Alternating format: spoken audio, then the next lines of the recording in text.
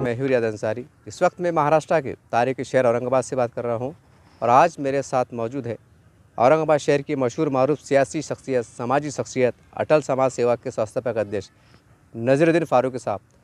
ये हमेशा गरीबों के लिए, बिछड़ों के लिए काम करते रहते हैं, एक आवाज़ उठाते रहते हैं। चलिए, आज उन्होंने मुझसे कहा फ़ोन के ज़रिए कि वक्फ़ के ऊपर मैं कुछ बात करना चाहता हूँ। चलिए, आज क्या कहना चाहते हैं, क्या माजरा हुआ, क्या हुआ और उनकी अपनी राय क्या है, सोच क्या है, फिर एक बार हम जानना चाहेंगे। सर, हमारे चैनल में आपका स्वागत है, खैर मकदम है। सर, आज ऐसा क्या हुआ कि आप वक्फ़ बोर्ड पे आप कुछ कहना चाहते हैं? आज 21/4/2025 को हमने वक्फ़ बोर्ड सीईओ साहब को एक निवेदन दिया और निवेदन देते हुए उनसे कहा कि हमने 6 अप्रैल 2022 में जो है तो आपके कार्यालय को एक 2000 लोगों के जो बेघर, यतीम, यसीर, बेवा लोग हैं, ऐसे लोगों का डाटा हमने उन्हें प्रोवाइड किया था और उनसे ये अपील की थी 2022 में कि आप जो है तो यतीम, यसीर, बेवा, बेकस, बेसहारा जो गरजू मुसलमान हैं, ऐसे मुसलमानों को जो वक्फ़ बोर्ड की ज़मीनात खाली पड़ी है, उस ज़मीन के ऊपर जो है तो 600 स्क्वायर फीट का एक प्लाट जो भाड़े पट्टे पर दिया जाए जी। ऐसी अटल समाज सेवा की अपील थी और उसकी जद्दोजहद थी, जिसके ऊपर लोगों ने लब्बैक कहा और 6 अप्रैल 2022 में हमने तमाम के तमाम 2000 फाइलें सबमिट की जी। उसके बाद आज सीईओ साहब 2022 के बाद से हम उसके फॉलोअप में हैं जी। लेकिन आज इत्तेफाकन सीईओ साहब औरंगाबाद के वक्फ़ बोर्ड कार्यालय में मौजूद थे। मुलाकात होगी मतलब आप? तो आज मुलाकात हुई उनसे और उनको मैंने आज की डेट में भी जो है तो उन्हें निवेदन दिया जी। और निवेदन में ये कहा है कि राजकीय सामाजिक वक्फ़ बोर्ड जमीन भूमाफिया पासून वाचलेली, सध्या खाली पडलेली जमीन वक्फ़ बोर्डाची जमीन गोरगरीब, यतीम, यसीर, बेवा, बेघर मुस्लिम समाजाला देण्यात यावी जी। ये आज के निवेदन में मैंने उल्लेख किया है। तब जाकर सीईओ साहब ने मुझे जवाब दिया है कि हमारे पास वक्फ़ बोर्ड की ज़मीन गरीब, यतीम, यसीर, बेवाओं को देने का कोई प्रोविज़न नहीं है।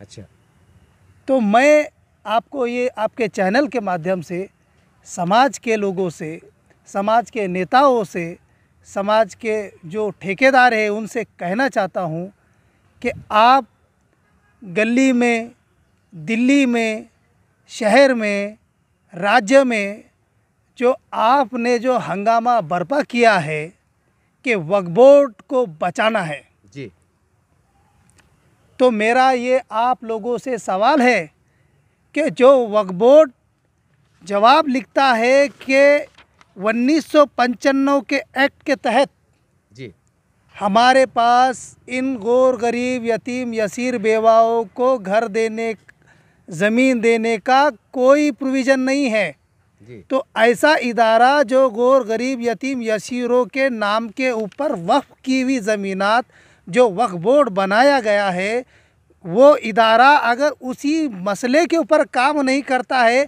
तो क्या ऐसा इदारा काबिल तस्लीम है? मैं ये सवाल समाज के लोगों से पूछना चाहता हूँ, समाज के ठेकेदारों से पूछना चाहता हूँ, जो समाज सेवा बोलकर काम कर रहे हैं उनसे पूछना चाहता हूँ कि वक्फ़ बोर्ड अगर अपने मकसद पर काम नहीं कर रहा है तो क्या सिर्फ आप उसको बचाने का ही काम करेंगे? क्या आप कभी एक साथ एक शक्ल में आकर वक्फ़ बोर्ड के सीईओ से, अभी वक्फ़ बोर्ड के सीईओ साहब 4 दिन यहाँ पर है जी, यहाँ पर 52 की 54 की कोई कार्रवाई नहीं होती है, सालों गिनती लग जाते हैं कि कोई कमेटी गठन करना है तो जी, किसी ज़मीन को रजिस्ट्रेशन करना है तो सालों लग जाते हैं। तो आज जो है तो मंशाए वक्फ़ ये खुला लिख रहे हैं कि जो 1995 का कायदा है उसके तहत जो है तो ये ज़मीन मंशाए वक्फ़ है और मंशाए वक्फ़ ज़मीन जो है तो हम किसी को भी नहीं दे सकते जी। तो मेरा इनसे सवाल है कि अल्लाह के राह में जो ज़मीनात दी गई है जी, वक्फ़ बोर्ड बनाया गया है, वो इसलिए बनाया गया है और इसलिए वक्फ किया गया है कि इससे जो है तो गरीब यतीम यसीर बेवाओं का गुजारा हो। जी मगर वक्फ बोर्ड इससे अलहदा काम कर रहा है। जी आपने कभी ये सुना है क्या किसी नज़ीर फारूकी को या किसी और कोई पठान को और कोई शेख को या और किसी को भी जी कि वक्फ बोर्ड ने 600 स्क्वायर फीट की ज़मीन जो देकर उसे रहने के लिए उसका निवारण करने के लिए जो है तो वो जगह दी है? आप इतिहास उठाकर देख लो।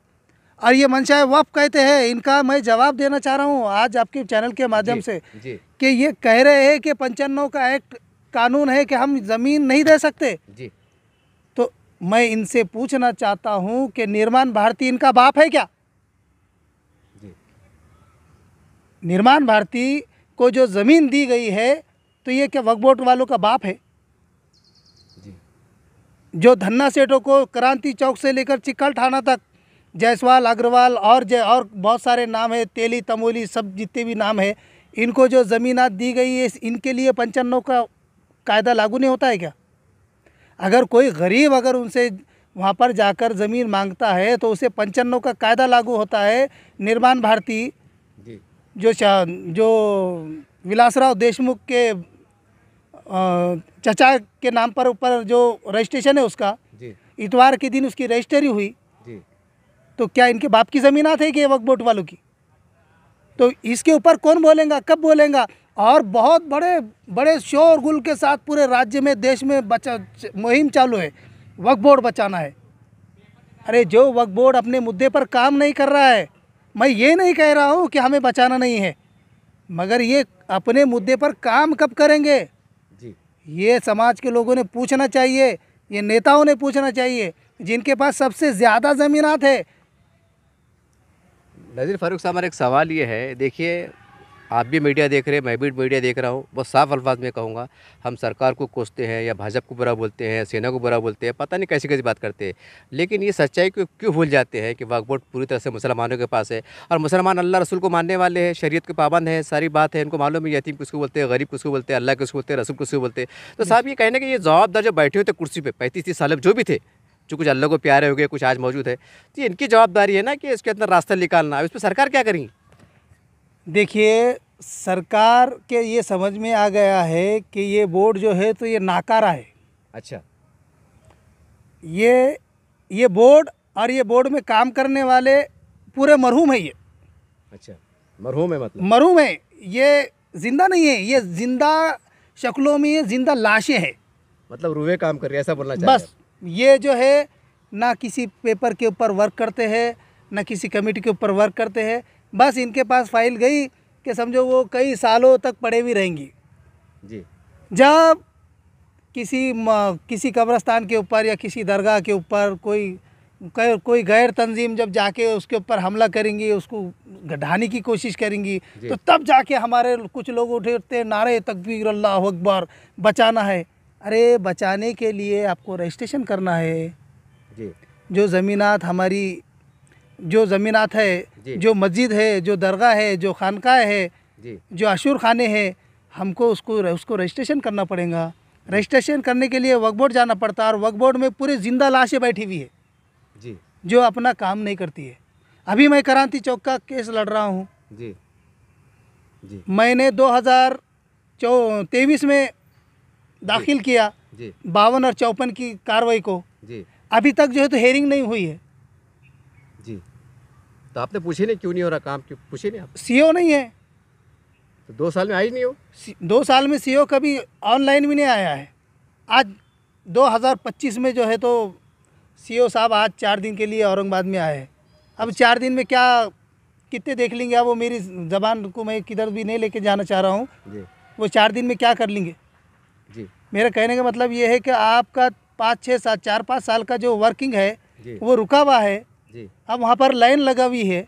अभी मैंने निवेदन दिया हूँ जी और आपको बाइट यहाँ पर सूबेदारी में दे रहा हूँ। जी तो बोलने का मतलब ये है कि ये जो है तो ज़िम्मेदार इदारा नहीं है। जी ज़िम्मेदार इदारा कब होगा? जब मस्जिदों का जी सही तरीके से काम होगा, जी। कब्रस्तानों के सही तरीके से रजिस्ट्रेशन होंगे, खानकाहों के रजिस्ट्रेशन होंगे।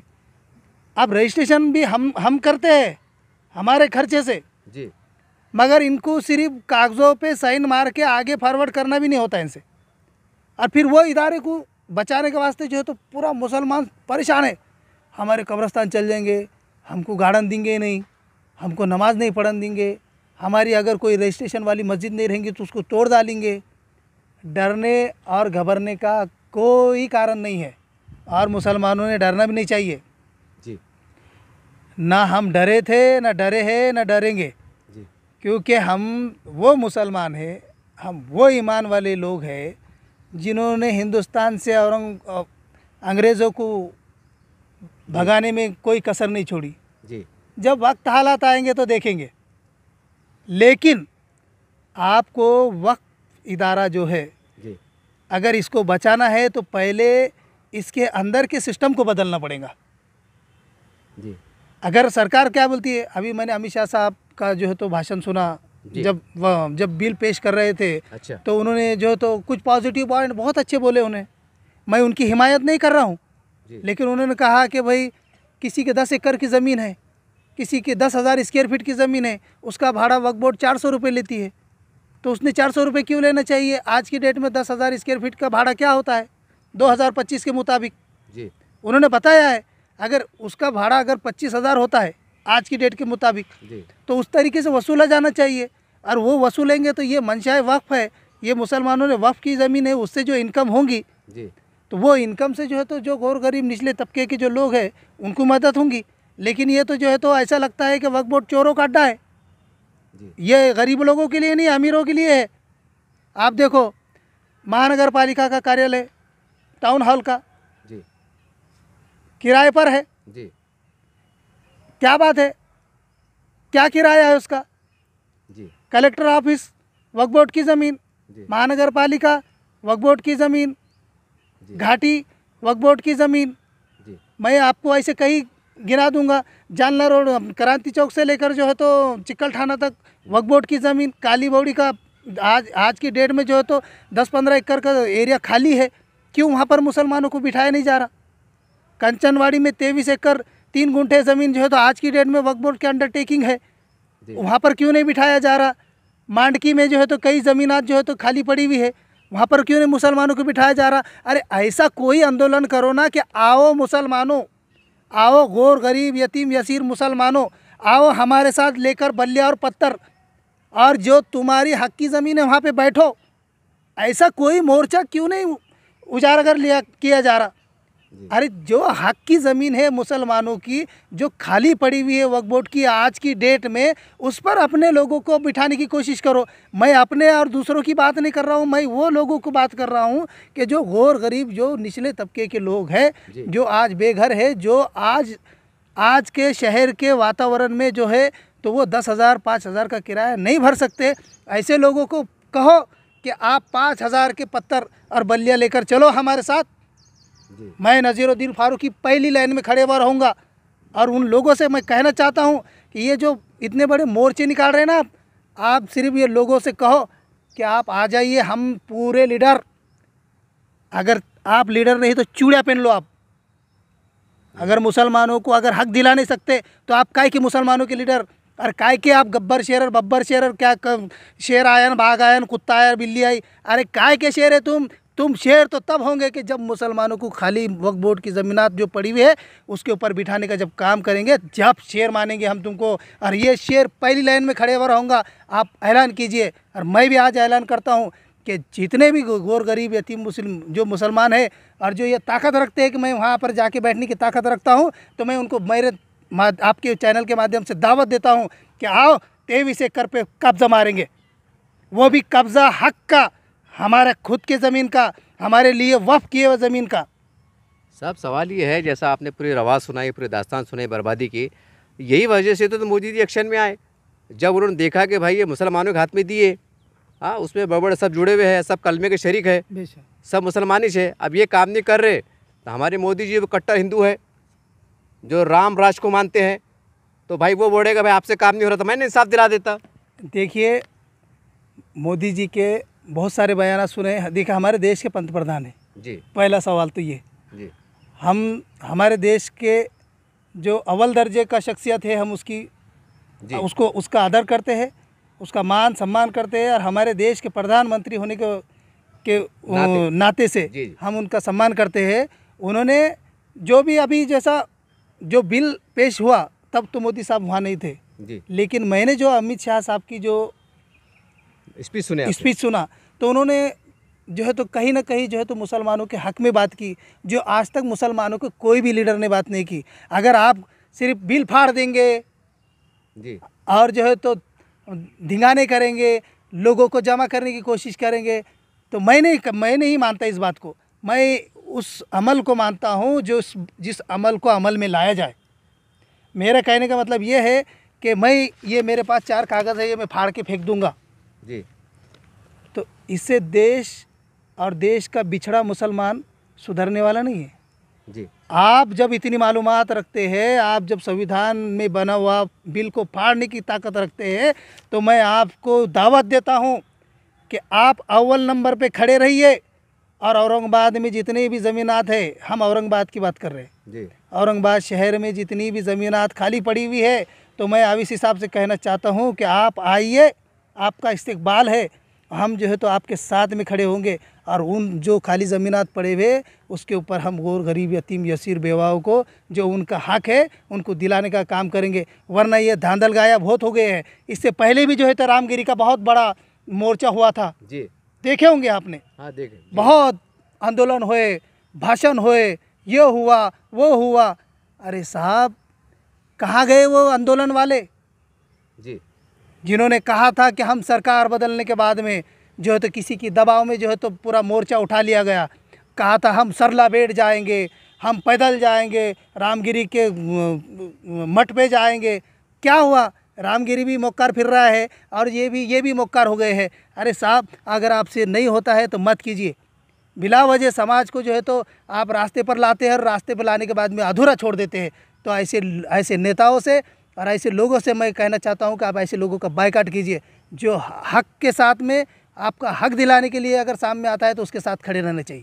देखिए साहब, ये नए कानून के हिसाब से हमारे जो देश के बड़े बड़े जो उलमा इकराम है, बड़े बड़े समाजी लीडर है, सियासी लीडर है, जैसा बयानात आ रहे हैं, कहा जा रहा है कि भाई ऐसा डर सता रहा है कि भाई आने वाले वक्त में कब्रस्तान छीने जाएंगे, मस्जिदें छीने जाएंगी, मस्जिद सरकारी हो जाएंगी, मतलब मुसलमानों को शिकंजा कसा जाएगा, ऐसा कहा जा रहा है। देखिए, पहली बात तो ये है कि मैं ये कहना चाहता हूँ कि मुसलमानों ने पहले तो जो है तो तालीम की तरफ वक्त देना चाहिए। जी। अब मैं तालीम की मेयार की बात करूँगा।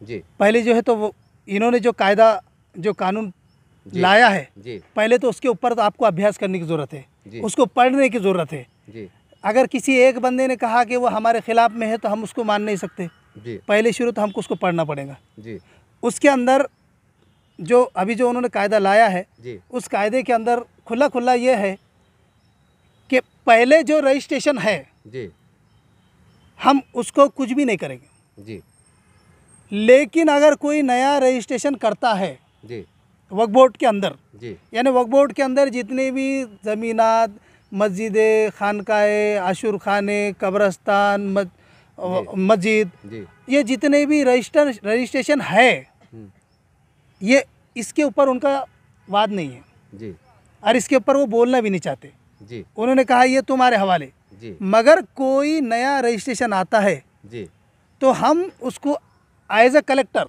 जी, उसका पावर उन्होंने कलेक्टर को दिया है जी, कि हम वो फाइल को अंडरटेकिंग कलेक्टर करेंगे जी, और कलेक्टर उसकी जांच पड़ताल करेगा जी, कि ये वक्फ की ज़मीन है या नहीं है। जी, यानी हम कहीं भी जा रहे बोर्ड लगा दे रहे वक्फ बोर्ड की ज़मीन है, जी, बराबर है। जी। उनका यानी उनका जो बताने का मकसद आ रहा वो इस तरीके से बता रहे हो। अच्छा। अब उनका अल्लाह आलम वो क्या करना चाहते हैं और उनके दिमाग में क्या प्लान है। जी। जो हम पढ़ रहे और जो हमने पढ़े जी। और जो हमको समझ में आया हम वो बात कर रहे। जी।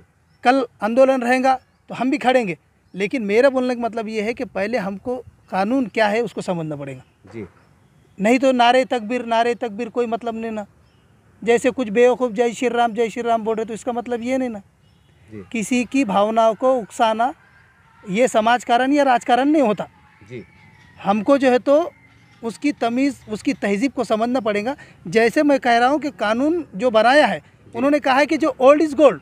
जी अब जो न्यू रचना होंगी, हम उसको जो है तो एज ए कलेक्टर पे भेजेंगे और कलेक्टर उसको जो है तो चेक करेंगे ये वक्फ बोर्ड की ज़मीन है या नहीं है। फिर उसको आगे वो परवानगी देगा कि इसको वक्फ बोर्ड ने रजिस्ट्रेशन करना चाहिए। ये मैंने पढ़ा हूँ, ये मेरे समझ में आया है। अभी हमारे ऊपर के जो है जी तो उनसे भी अभी मालूमात होंगी कैसा कैसा है।